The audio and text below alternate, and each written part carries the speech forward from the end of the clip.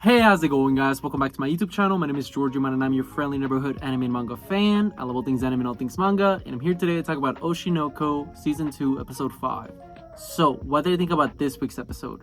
Honestly, I thought this week's episode was fantastic, and I would go as far as to say that I think personally this is the best episode of the season thus far. And for me, it's not even a question. I think the depth that they put into the characters in this week's episode was great, as well as we get to see new developments, very interesting developments at that, of Akane's character that I have a lot to say. Trust me, I'll get to it when I get to it. We get to see more in depth about Kana and Akane's rivalry as a whole, which was very interesting and very fascinating to the entirety of the story up to this point. So overall, good thumbs up. I thought it was a great episode. Now, before I go any further with this week's episode, I just want to give you guys a quick reminder to make sure to subscribe to my YouTube channel so you guys can be up to date with all my Oshi, as well as all my anime and manga content that I'll be providing in this channel. It really helps out a lot, and I would really appreciate if you guys could subscribe to my YouTube channel. So if you guys could, please subscribe to my YouTube channel. Now, with all that out of the way, let's get into this week's episode. So this week's episode starts off right where we left off last time, which is pretty much Akane at the director's house, and she's taking care of Aqua. She makes him some delicious looking feast, like with all this food, and she's doing a great job as a girlfriend, or make-believe girlfriend, right? But you see her, she pretty much is telling Aqua, like, I'll be there for you no matter what, and Aqua's kind of like being hesitant about it. It's like, whatever, bro. And he's eating, and as that's happening, we see that Akane is talking to the director. Is like, hey, can I see like how Aqua used to act as a kid? And we see some of Aqua's earlier acting, and the director's like, oh, he won't let you. And then Aqua's like, no, it's fine. And then we see that the director's kind of thrown off. I was like, wow, I never thought that he would like let somebody else watch his acting. So I guess he's she's kind of special to him. So we see that Akane sees his acting, and the director always points out that for Aqua it's always very hard, the emotional scenes, because he knows about his trauma, and he says that he was always kind of like very like an outcast. He always felt like he couldn't really act. He was always copying people's acting instead of acting himself. And we see just the struggle that it was for Aqua as an actor. And then we see that pretty much Akane and Aqua have a conversation, and this conversation is when I was like, okay, Akane got some screws loose, bro. Like, she is this girl is crazy, bro. I'll just say, like, yo, Aqua loves crazy girls. Like, she yandere, whatever, because we see that Aqua pretty much explains the whole situation to Akane, why he became an actor and why he wants to become an actor as a whole. And we see that pretty much throughout it all, he's like, yeah, I want to do this because I want to kill somebody. And while he's telling that to Akane, Akane's like, cool, would it be fine if I join you to kill this person? And I'm like, bro, what is going on? If you're a teenager and some girl talks to you like that, that's a red flag, bro. Get out of there. She ain't worth it, bro. That's a red flag. Like, yo, you getting locked up. I was like getting like, bro, is he like the Joker? Is that he's Harley Quinn? I was like, this is so toxic. This is so gross. And then like throughout it all, she even says at one point, like, yeah, I have this rivalry with Akane.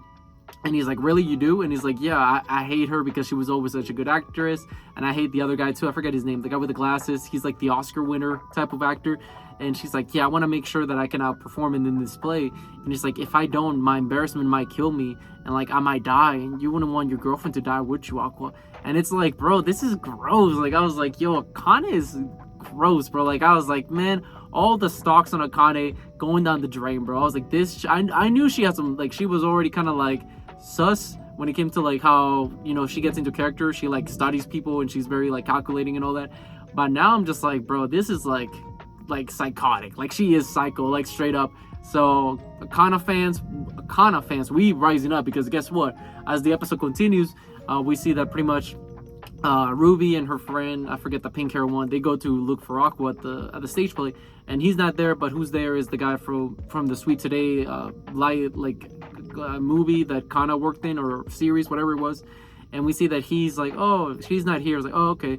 But we see one of the other people that are working the Tokyo Blade play. He's trying to shoot his shot at this pink hair girl, and then she's not buying it at all. She's not going for it at all, and she feels uncomfortable. And then the pink guy steps in, kind of like interferes by saying like, hey, come over here. The director wants you, when it's all a lie. But we see that he talks to him. He's like, hey man, like let them go. Like, it wouldn't be professional of you to like try to hit up one of our co-workers, like sister's friends. And he's like, you have some nerve to talk, you Mr. No talent at all. And he just goes off on my man. And I was like, man, he's giving it his best, bro. But he just goes off on him. And it's like, man, I feel bad for homie, because homie's just like, he's not catching a break. My man, like, he's catching strays. No matter where it is, he's catching a stray one way or another. And it's hilarious to see that pretty much as the entire thing goes down, that he's just like, yeah, why don't you just like go look at us, because look at how good actors act. And I was like, man, like poor my man, bro. Like you know, I mad respect for my man for stepping up, you know, but it was he caught us straight terribly. But what happens after that is that pretty much Ruby tells Kana and Mamchow what happened, and all of them are like, ew, that's gross, delete his number, he's a douche, block him. And then, you know, they proceed to see later on, they go back to the stage play, and Kana meets up with Akane, and Akane is just like giving her a mad dog. She's mad dogging her, you know, giving her the mean stare. And we see that Kana is like, oh, what is it? Like, why are you looking at me like that? It's like, oh, I just look at everyone like that, you know, Akane says. And Kana's like, oh, okay, you must be like a super fan. And then she pulls out this book, and she's like, you know, I was thinking to myself, why did you become an actor? And then she gets exposed, like, cause you see that Kana actually bought a newspaper or magazine article of one time where she, like, her first interview, Akane's first interview. And that first interview, they asked her, like, who was your inspiration? It's like, oh, it was Kana. And it was like, oh, so you're a fan actually. Oh, this whole time, this whole tough act like that you've been putting on, it's actually a facade, because in reality, you're my biggest fan, aren't you? And she just goes off like, my girl Kana, hey man, I'd rather like eat 1,000 nails than get into a roast competition with Kana, because Kana might completely shatter my self-esteem and break my heart. Well, after she's done, you know, dishing me out, because her vocal attacks are they're ruthless. Like, she has no chill, man. Like, if she was in a roast competition, she'd be the champ. She'd be the greatest of all time. But what happens after that? Eventually, we see that, you know, after their whole banters back and forward, we see that they go back to, like, you know, practicing, and, you know, like being. She talks about, like, during this practice, like, as the rehearsal, she's like, you know what? Throughout it all, everybody always compared us. Like, you know, everybody was saying, like, you know, because we were both great actresses and the up and comers, and now, you know, every time I auditioned for any role, it was always between the two of us. So there's a rivalry between us, and we see that, you know, that thing has been carried on to this day. And, you know, she's like, you know what, I'm gonna deliver my best performance, and I'm gonna make sure that everybody knows that Kana is the best actress out of the two. So then they go on stage and they're practicing, and we see, like, Kana, you know, they're doing the stunts, and I was like, yo, Kana, she ain't playing, bro. Like, if this one's not scripted, my girl, she might have pulled she might have done something for real. If you know that, like, she would have caught her outside, if you know what I'm talking about. But what happens after that is pretty much that, you know, everybody's getting ready for the play. And as the rehearsal is happening, we see that pretty much the people, like the author of Tokyo Play, she's ready. You know, we see her talking to the script writer, and they're like, okay, let's watch this. Like, I can't wait to see, you know, this play. And the funniest part is, as we cut back to the backstage area, we see that Kana meets up with Akane for one last time before the play, you know, actually begins, you know, opening night. And we see that Kana says, finally, the greatest genius actress of the past versus the greatest genius actress of today. And I was just thinking of that JJK reference. I was like laughing. I was just like, no way they did that. Like, they ain't no way, bro. They ain't no way. But that was hilarious. I was laughing so hard when that happened. I was just like, they ain't no way, bro. That was the highlight of the episode for me. But what happens after that is pretty much we cut back with Aqua.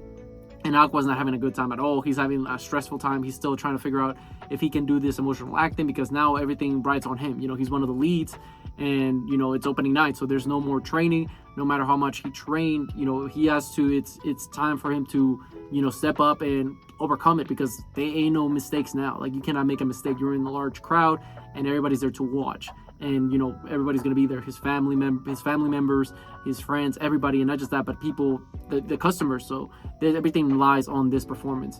And pretty much that's how the episode ends, with Aqua being extremely stressed out. And overall, I thought this week's episode was phenomenal. I thought it was a great way to finally set up the play to begin. I love the whole rivalry between Kana and Akane. I even like, Kane's whole toxic thing. I was just like, well, this is insane, bro. I can't believe this.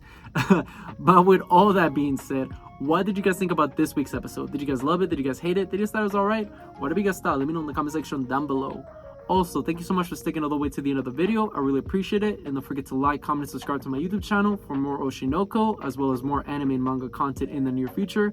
But yeah, with all that being said, I hope you guys have a great rest of your day. Bye-bye.